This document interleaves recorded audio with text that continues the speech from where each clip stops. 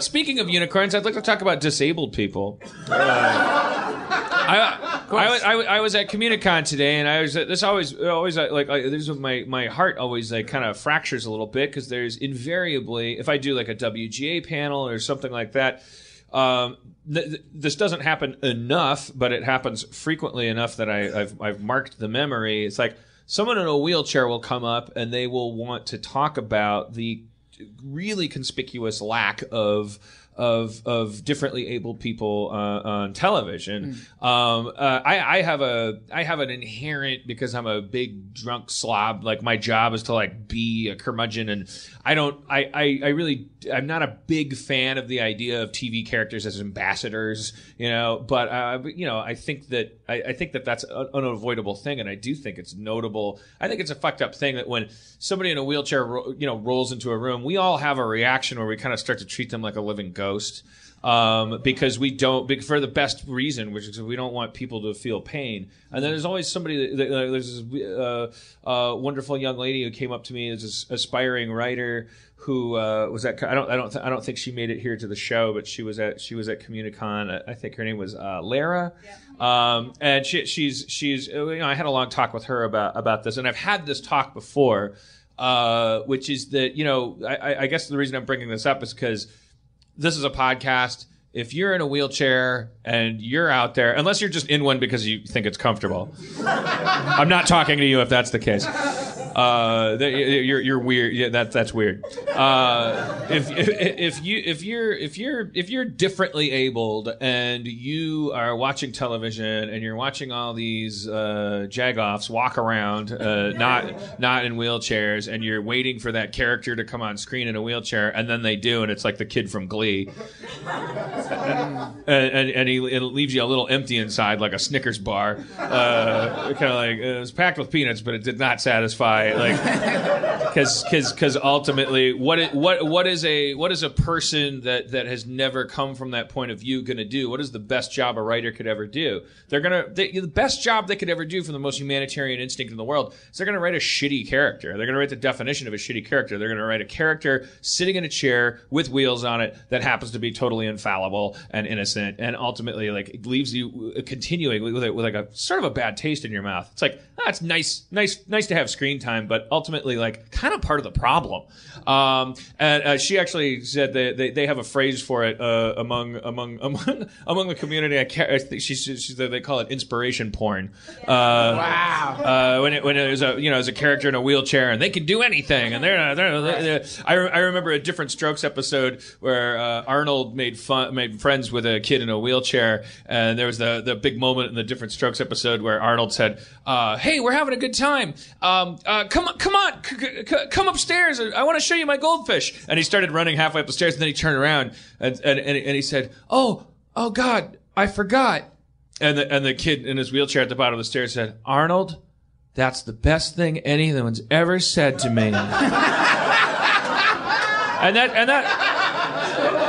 that's sort of where we peaked. I mean, we haven't really progressed beyond that from the Reagan era in terms of television's treatment of being differently abled. What kind of sad life did that wheelchair kid have that's the best thing anyone ever said? That's the best thing that could happen to me is you totally fucking forgot what my actual... it's not, it's like,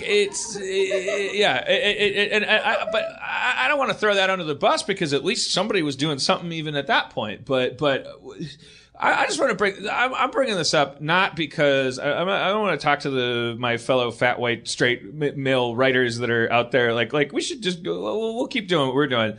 But I really, God damn it, if you have the slightest thing wrong with you, start writing. God damn it, like because all of TV is written by people who are just the career is one of privilege. It takes a support system to pursue a career in writing, and so if you do find yourself like wondering why television stinks for you personally, like if you can muster it at all, if you can weather that storm, like get that script out there, mother. Because I mean, once somebody goes to prison and then writes about it, we get to have an Orange is the New Black, and we don't have to sit and occupy our minds with questions about whether or not it's authentic and blah blah blah.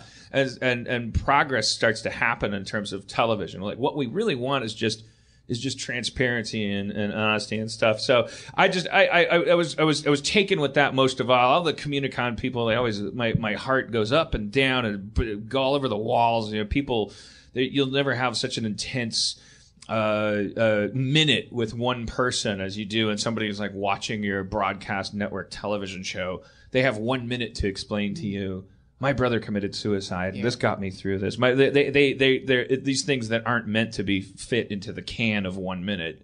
They have to be, otherwise they. How do you deal with that? How do you deal with that? Because that is an. Well, it's easy for me. I'm just sitting there going, "Wow, that's great. Sounds like you're good job getting over it. Glad I could help. Looks like I nailed it." Oh, do you want a picture? They're the ones trying to explain to someone, you created something that like really meant something to me, and their bodies tremble, and their eyes water, and their spines shake, and it's everything's so symbolic, and it's not. I haven't earned that. It has nothing to do with me. It's the show. It's a show that 200 people make over 5 years, and it's like it means something to me. And they have that one moment, and they vibrate like the transmission is like it's overwhelmed, and they're the ones that have the challenge. I'm just like Robert Zemeckis going, oh yeah, DeLoreans are great. I frankly enjoy it because it would make me feel like a worse person if a line of people came up and said, your job makes me doing nothing worth everything. Like it's a way for me to trick myself into thinking that being a rich writer writing, an opiate for the masses is like actually not what it is. Like because someone's going like, no, man, my mom left my dad and I was all fucked up and your show helped me. I'm like, see, I told you I was a good person. I did that with Lou Barlow once. I freaked out and did like the transmission breaking down when I got around Lou Barlow in LA when I met him, and it was the most humiliating, mortifying moment in my life because I went to him trying to express this idea that, oh, fuck, your music got me through so much and helped me feel like I wasn't insane. And it came out like, you're so great, man. And he looked at me like, okay. It was awful because I failed that bad at even talking that I embarrassed both of us, and it was an awkward moment.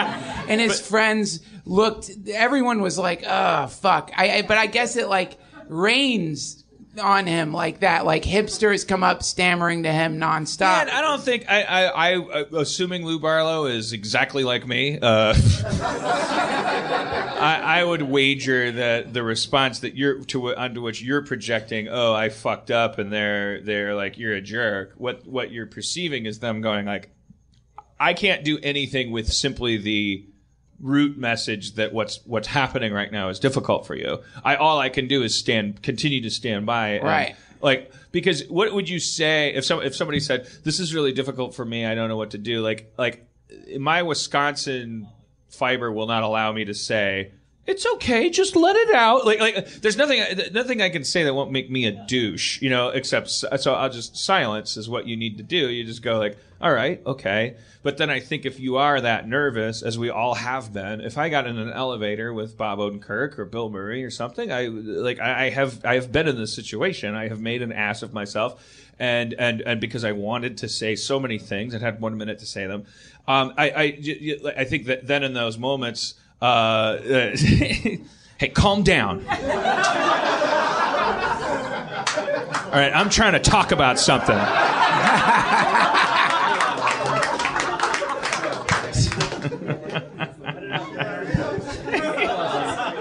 All right, maybe we'll put a pin in what I was discussing.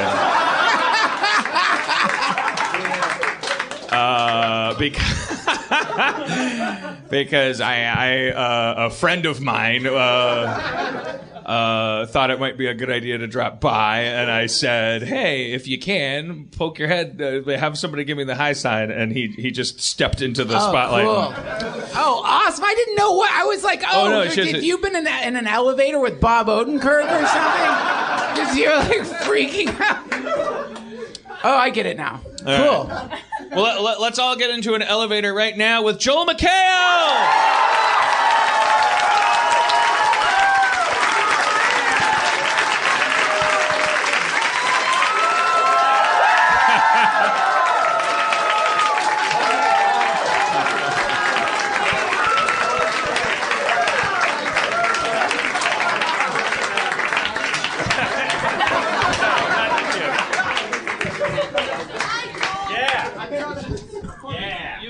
Yeah.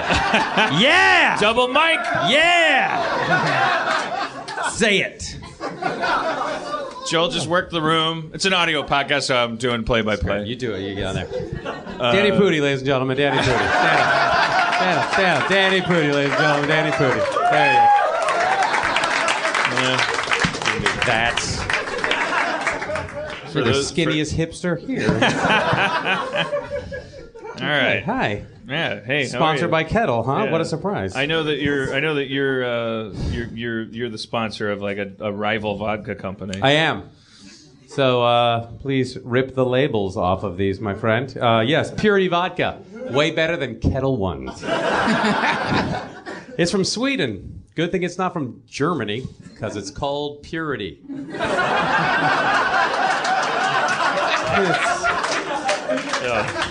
Dan, I have seen you twice in 2 weeks. I know, it's crazy. It's really weird. It's like we're getting back to work or something. Hello, Jeff. Hello. Nice to see you. I'm not Jeff. That'd be amazing if Jeff changed into this somehow. It would be a weird turn for him. Have you ever met Duncan Trussell? Have I ever met Duncan Trussell? No, I saw you at a party, but we never. I don't know. At Dan's house? Yeah, at Dan's house. Oh, yeah. We had a great conversation. It was great. we didn't. No, I don't remember him at all. We didn't talk. But All right. You seem terrific. Yeah, Thanks, you seem you too. lovely. How was Communicon today, everyone? Yeah. Yeah, how'd it It go? was good. I talked to a person in a wheelchair. Oh, sorry. I did great. No, it's good. Oh, Sorry. So how much longer did they have?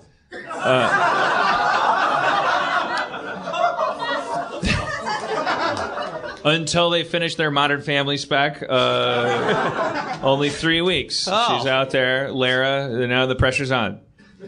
Are we gonna have a person in a wheelchair for community? That's what I was talking about right before you came. It was like, I would like to be the sitcom that does that in a way that doesn't make everyone feel like a goddamn asshole. Yeah, I feel I hate the fact that I don't know. We brainstormed in the room once. We were talking about the Down syndrome thing. Like, there are sitcoms, we've seen characters with Down syndrome come on screen, and it's also like, oh, these are some of the most joyful, entertaining people in the world, but there's this social stigma where you feel like if you're laughing because of a person with Down syndrome, that you're laughing at them, right, and that you're automatically a bully. So one of the most ironic things in the world happens because I don't think it's politically incorrect to say that Down syndrome people are generally like incredibly joyful people that cause a lot of mirth in people. It is like one of the very positive side effects of it, and the people that work with them are the ones that say so. So I'm not too worried about saying that.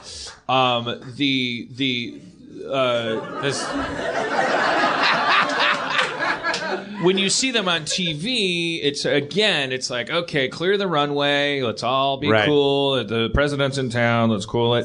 The question becomes like, well, how would 30 Rock have a Down syndrome character and not be like, pandering and stuff like that? We had talked in the writers' room, a community, about like this. We're like, what would it be? And I was like, what if you made them a huge asshole? What we were going to do is we were going to create a character named Michael who was like just the guy that like he comes in and he just every time the dean wants to tell everybody something shitty, he sends Michael.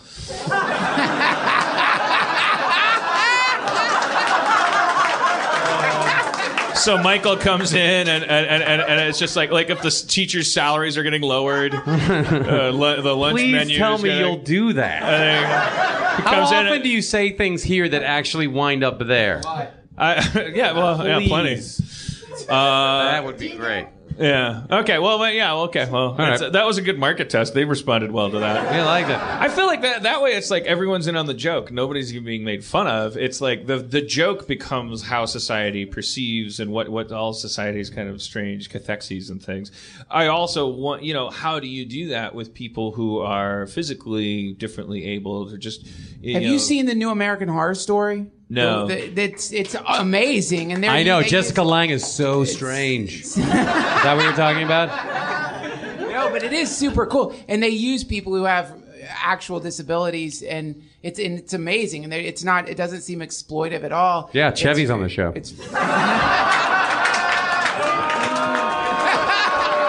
You're right. Too soon. I mean, within 3 years, it'll be too late. Now is the time to make these jokes, people. Chevy would appreciate these jokes, believe you me. He would love these jokes. Yeah, he would be the first to be laughing at them, yes. And by laughing, I mean, calling us fat queers. his way of responding positively to it. The term of affection. That was his Christmas card. I love you, you fat queer. Chevy.